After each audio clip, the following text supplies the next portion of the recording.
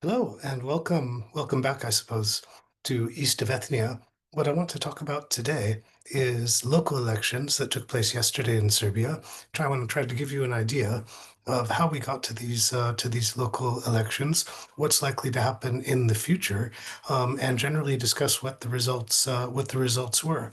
So one thing I can say about elections is that since November, when there was the train station disaster in Novi Sad, and the attacks on students that followed the protests after those disasters, there have been 7 months of unbroken protest across the country, with the students making several demands.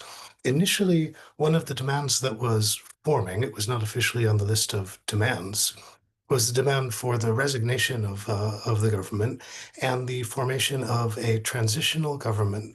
And this transitional government would have a maximum time of duration. Its principal job would be to organize new elections that would be free and fair elections, and as part of its work, as the major part of its work, to establish conditions that would make it possible for elections to be free and fair.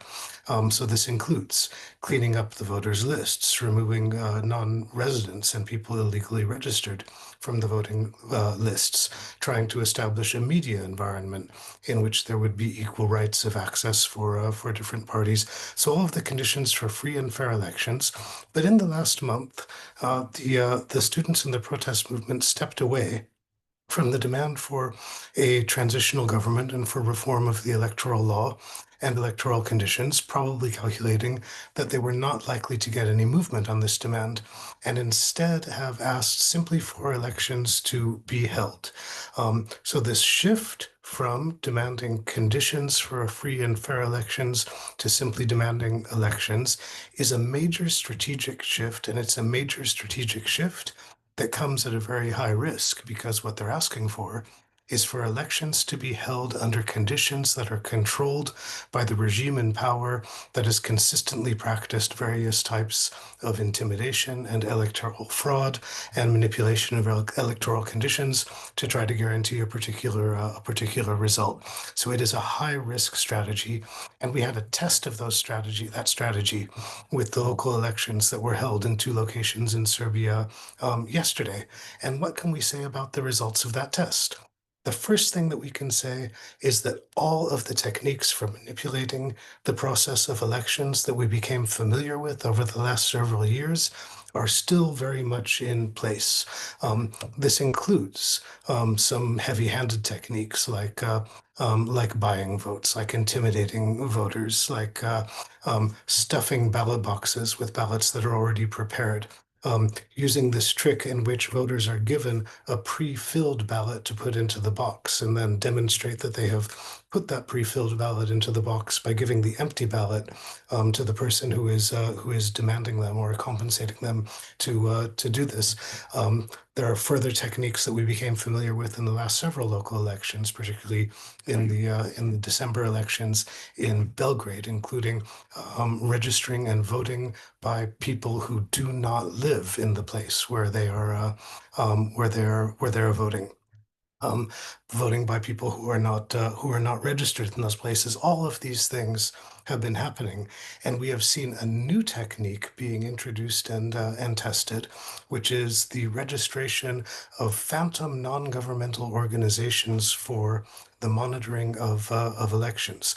The one that was most active in these elections was one that was founded just a couple of weeks ago on May 12th. There are two organizations, both registered to the same address, both registered to people who are closely connected with the party in power.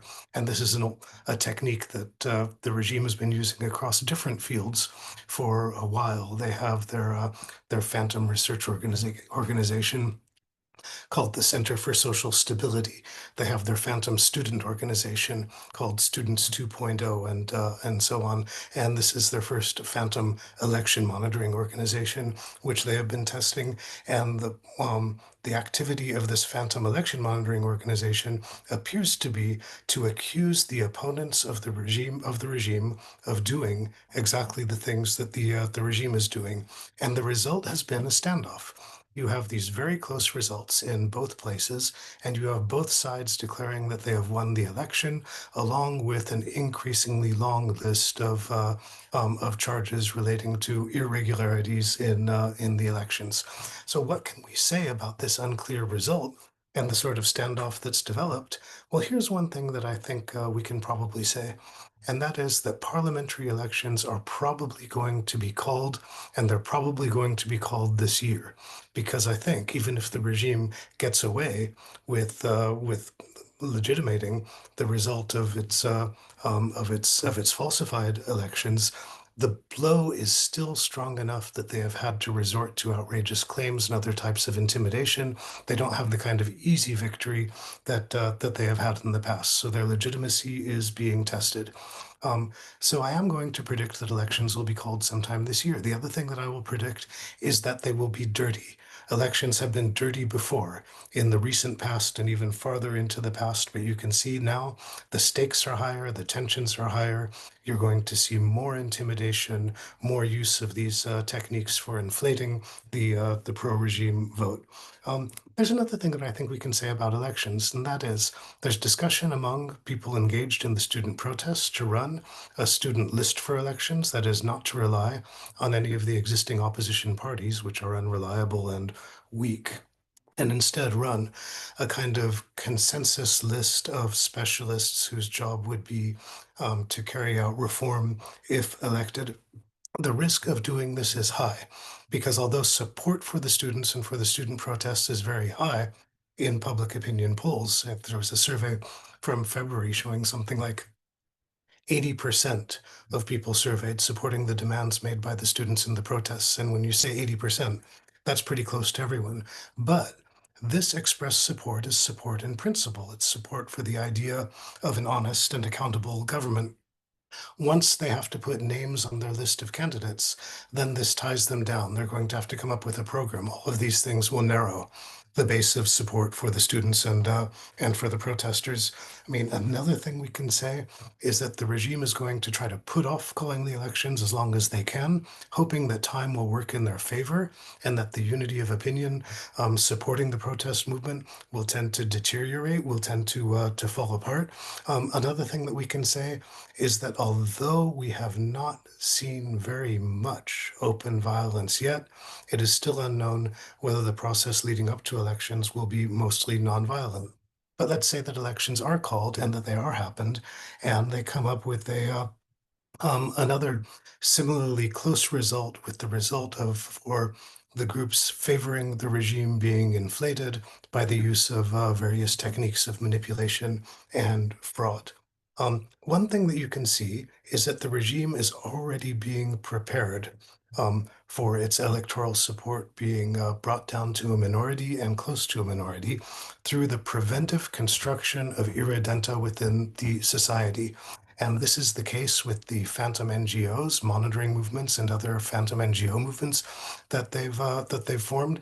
They've also done it with this phantom student movement, and this phantom student movement setting up a little camp, a permanent presence in land that they have occupied in a park across the street from the parliament. A second thing that I think you will see is that there is going to be a lot of effort on the part of people opposed to the regime not to repeat the mistake that they made when the precursor to this regime lost elections in 2000 and the opposition handed power over to a coalition led by the Democratic Party, which very, very quickly deteriorated in legitimacy, fundamentally did a bad job, lost the elections, so that it was difficult to see permanent results from the change of power in 2000. So this is an uncertain moment, and tensions are going to continue to be high for at least the next several months. Another thing, though, I think that we can say is that this moment is a key moment. Nobody really expected that the protest movement that began in November last year would be as large as it was, would gain as much popular support as it was, would be as powerful as it was, and would present such a challenge to the legitimacy of the regime. This is really their moment, and there are three things that can happen as a result of this massive growth of support. First of all, the movement for protest and opposition and for recreation of a democratic system could have a tremendous success. you could see the country turning toward a democratic and accountable order that it has not seen for several years. Similarly, you could also see a big failure. You still have in these local elections that were carried out yesterday, although it's uncertain, the regime claiming a victory. If they are able to make that claim and remain in power, then the period following the elections is probably going to see an increase in consolidation of power, consolidation of the informal networks that control power and access to social benefits, probably see an increase um, in repressive measures against people opposed to the regime. The most likely outcome, however, is that there will be something close to a balance of forces, one in which it will be difficult to say that the regime that is currently in power is entirely defeated. So the alternative to big success and big failure is big inertia, something similar to the period after 2003, when the elected Prime Minister Zoran Djindjic was assassinated, in which you see an attempt to balance out both the pro-democratic and the anti-democratic forces in the society, which means continued instability and continued lack of movement on the construction of forces that would help to consolidate a democratic order and an accountable public society. But one thing that is absolutely certain is that regardless of the type of change that we see after next year, there will be some type of change. This is a moment in which the regime has exposed its weakness. Things will continue in some way that is different from the way that they have been carried out until now. We'll have to see what way. This is a very interesting time to be following events and following the development of movements in the country. So that is this brief response to yesterday's local elections, and a brief prediction. Check back later and you will see whether the prediction was right or not. Thank you for your time and attention.